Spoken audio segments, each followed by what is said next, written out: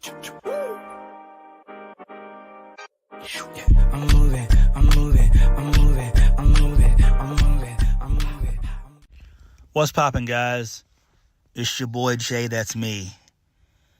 Man, I gotta be honest with you guys. I hate the fact that both AEW and NXT went head to head. I think it's stupid. It's absolutely stupid. I feel that NXT should have went on Saturday night, because that way the entire day could have been given to WWE, and then AEW could have been by itself on Sunday. I don't know why they did it. Again, we know that more people are going to watch and review Double or Nothing anyway. So, yeah. But for me, as a content creator, I have decided to do both. And I can tell you this, I am kind of beat. I am. So, I'm going to go over NXT first. It's a lot more digestible. And I'm not going to hold you guys up. I'm actually still trying to finish up a little bit of Double or Nothing. I'm still watching the last two matches. So once those have concluded, I will give you guys my review. That will be up for sure. Rest assured, that will be up on the channel. But NXT, man. NXT Battleground for May the 28th was solid.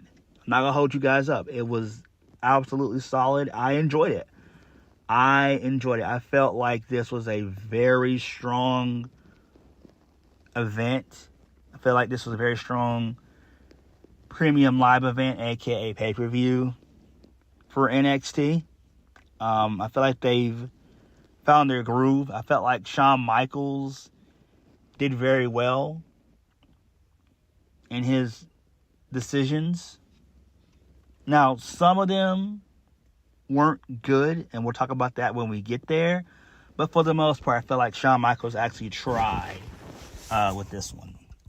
You know, the build for some matches was better than others, but overall, this show was very enjoyable, and it felt like a mixture of black and gold mixed with NXT 2.0.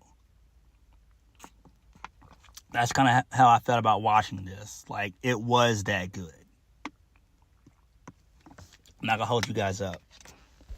It was that good, and I'm excited for what's next. So, let's get into the show, shall we? And we are in Lowell, Massachusetts. Probably maybe about 30 minutes away from Boston. I don't know. But we kicked the show off with the first match of the night, which was the triple threat match for the NXT North American Championship, featuring Wes Lee, Tyler Bate, and Joe Gacy. The crowd was super into Wes Lee. He was massively over with this crowd. Massively over. I don't know why, though, but he was massively over. This was a very good, solid match. There was one point in the match where Tyler Bate was going for the the bada boom, bada bang shot or whatever he does. He was going for that, and Wes Lee turned it into like a little mini Poison Rana or whatever. That was kind of a cool spot right there. I enjoyed that. There was one point in the match where Joe Gacy locked in like a crossface, where he had Wes Lee in there for a minute, and then Tyler Bate, he broke that up. He did the same thing to Tyler Bate, and then Wes Lee broke that up.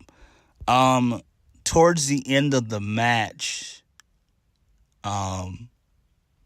Wes Lee was able... No, Tyler Bate actually went for the Bada Boom Bada Bing, and... the Big Bop Bang, my bad. He went for that, and then Gacy, he hit the Inside Out. So those guys connected, and then Wesley, he hit a double cardiac kick, and both guys kicked out, obviously. But towards the end of the match, Wes Lee took out Tyler Bate via a... was that a Spaceman Plunge he did? Over Joe Gacy onto Tyler Bate and taking him out. But anyway, I think that's what he did. So Wes Lee, he wins via the cardiac kick after Joe Gacy hit a Uranagi. And Wesley didn't sell at all. He didn't sell that Uranagi at all. He just said, nah, we're going to go super indie, not sell anything. 1, 2, 3, he hit the cardiac kick for the 1, 2, 3. So this was great. I enjoyed it. This absolutely was the right decision here. Again, going forward, I don't know what you do with Wes Lee. I don't know who you can put him up against. I really don't. I'm guessing you can really kind of do a Wes Lee Tyler Bate feud. That's kind of what I would do, and I would have it where Tyler Bate does turn heel because he does need it. I don't see Wes Lee turning heel because he's too much of a fan favorite. Like, he really got over in this match. Like, he was super over in this match. Super over. Like the crowd was ultra into him. So, I don't know. I'm just hoping that's what they end up doing for Wes Lee going forward, where him and Tyler Bate have a feud. And I think that's what needs to happen. And congrats for him being the longest reigning NXT North American champion. So that was pretty cool. So shout out to him for that. But very good way to kick off the show. Very good way. So we get a hype video for Tiffany Stratton with her being in the finals for the NXT Women's Championship. We also see Carmelo Hayes and Bron Breakker arriving into the arena earlier on. Then we get a video package hyping up the NXT Heritage Cup. British rounds rule.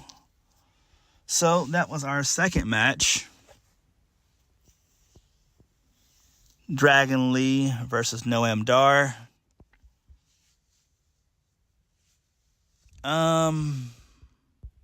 So round 2. No, not round 2. At the end of round 1, Oro Mensah runs down and gets into Noam Dar's corner. So he gets into his corner round 2. Round 3 is where Noam Dar got the first pinfall there. So he did a roll-up victory for the 1, 2, 3 to get his win there. So Nathan Frazier, he actually gets involved, as same with Oro Mensah. They start brawling and everything else. So Dragon Lee's able to come back. He gets the win doing a reverse DDT for the 1, 2, 3. So it's 1-1. So we're in, I think it's round 4, round 5, or what have you. So towards the end of the match, my girls, Last Legend and Jakara Jackson, they come out. So Miss Jackson, Jakara Jackson, with her sexy ass, she distracts the referee, and that allows Last Legend to hit Dragon Lee in the back of the head with a spit bucket, and then Noam Dar falls up for the Nova Roller for the 1, 2, 3, and he retains. So that makes perfect sense. I kind of figured that was going to happen anyway. Post-match, Oral Mensa, Lash Legend, and Jakari Jackson, they all celebrate with Noam Dar. I liked it. It made perfect sense. You kind of knew that Dragon Lee wasn't going to win anyway. You know, like, that was predictable. Very predictable. Next, Dijak versus Ilja Dragunov, last man standing match. So, Dijak comes out first. He looked at his wife and kids and tells them that he doesn't want to see. He doesn't want his girls to see what's going on and what's going to happen. This match was hard hitting. So, about 3 minutes into the match, Dragunov gets a table and he runs head first into the table, busts himself open, and immediately I'm pissed because the match has stopped. But thankfully, it wasn't like it was with Edge and Finn Balor at WrestleMania. It wasn't like 3 minutes. This only took about maybe 20 seconds to clean Dragunov up. Me personally, I felt like they should have had the blood in there because a couple weeks back on NXT television, we had Gigi Dolan get busted open live on television. I don't know why they are iffy on the blood. It's like, if you're going to do it all the way, just go ahead and do it all the way. Like, this is pay-per-view, you know? Come on. Like, Peacock's not going to be upset if they see a little bit of blood on the show. Like, if you're going to go all in with this shit, just go all in. Really good match, though. It was hard-hitting, a bunch of chops, steel chairs, kendo sticks were involved. Dragunov hits a Feast Your Eyes in this match as well.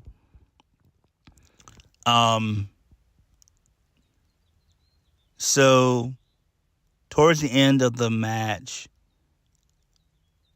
Dragunov hits the Torpedo Mascal, and then he does the running uppercut to Dijak.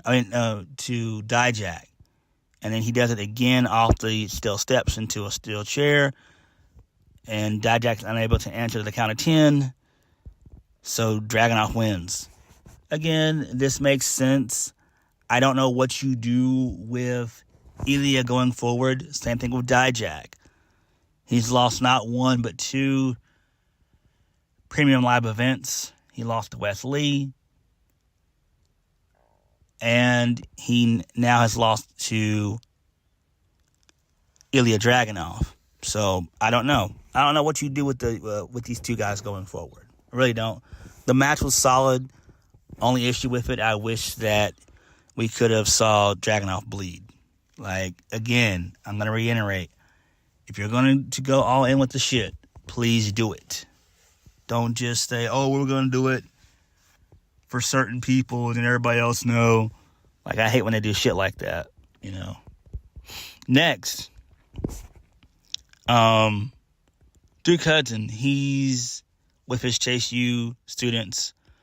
So he's yelling at a guy named Ricky. He decided to pass everybody via he passed everybody with a quiz that they had, except for a guy named Ricky. So who cares? So Duke says he thought the job would be great, but it sucks. It's taking his will to live. So he brought in Drew Gulak and Charlie Dempsey to teach skills to the students. They end up showing a Thea Hale match, and they install her. So Thea Hale, she storms out crying. So Duke yells at Charlie Dempsey and Drew Gulak, but they say there's no hiding from the truth and no crying in wrestling.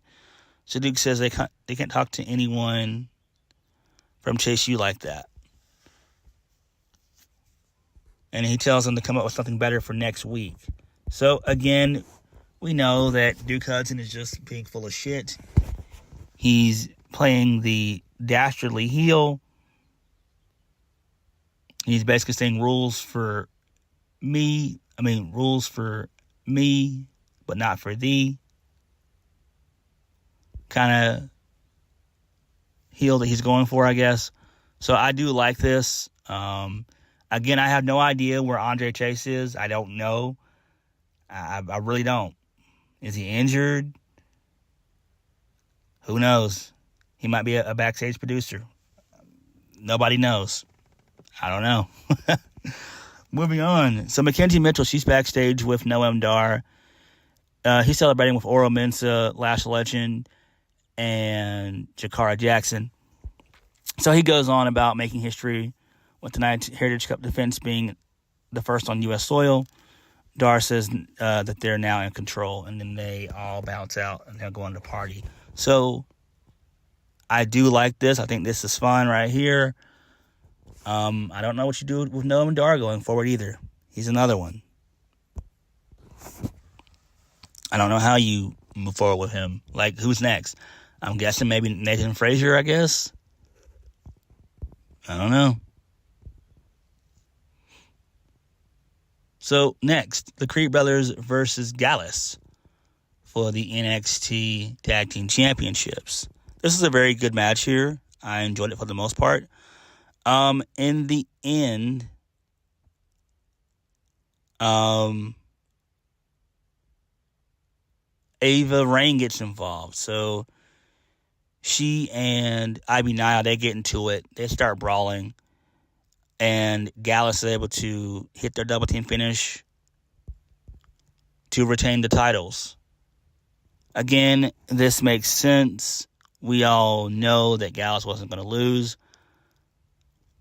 I don't know where they're going with this Ivy Nile and Ava Raine story. I really don't.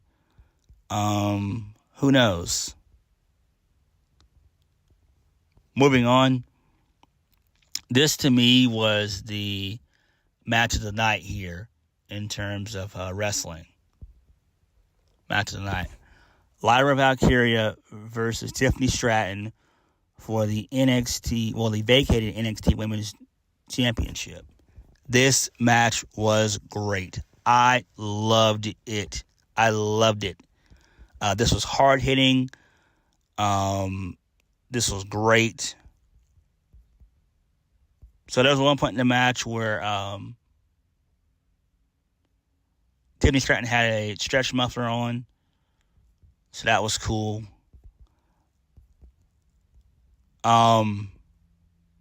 So Tiffany Stratton, she hit not one, but two prettiest moonsaults ever. So Lyra Valkyria kicked out of the first one, and then on the second one, she did not kick out. So Tiffany, she did her typical rolling senton to the corner, and then she hit the prettiest moonsault ever for the 1, 2, 3. She's the new NXT Women's Champion, Miss Tiffany Stratton.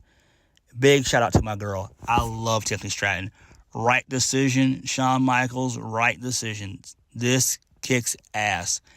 And she won clean. And that's the right decision.